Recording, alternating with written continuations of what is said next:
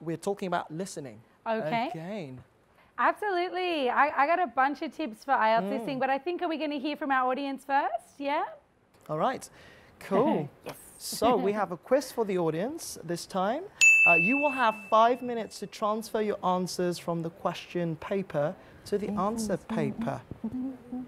Okay, so do you think this statement is true or false? My answer is false because I think it will take more than 5 minutes. What's your take on this? Yeah, exactly right. The answer is false. In fact, you do need to transfer your answers from your notes on the listening paper onto an answer sheet, but you actually have 10 minutes for that. So it is important when you do that you're really careful. You don't want to lose points, you want to throw them away through lack of care in your transferring. Okay, you may be judging me for using a phone on the show, no, but it's go for all for a good reason. Is it? Basically, we're reaching further. That's the slogan for this year. And we're reaching further to the online audiences too, not just the audience in the studio. It. Yeah. So, from Hoàng Thu Hương, I can communicate quite well, but my listening is not effective enough.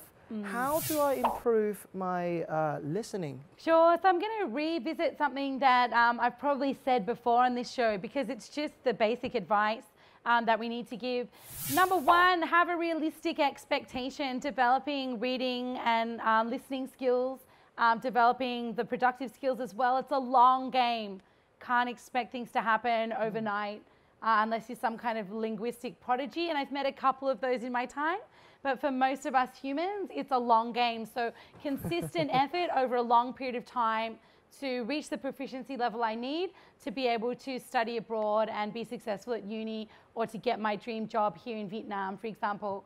So one, be realistic. It's a long game. It's not going to happen for you in like 2 weeks or 1 month.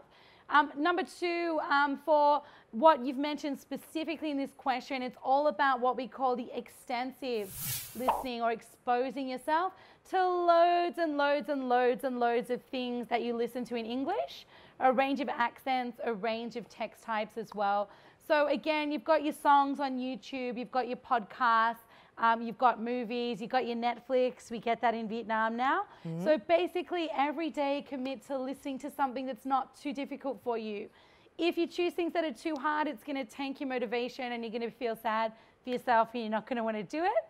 So choose things like songs or simple podcasts if you're at a lower level, and then move towards movies or sitcoms or the news if you're a higher level speaker there.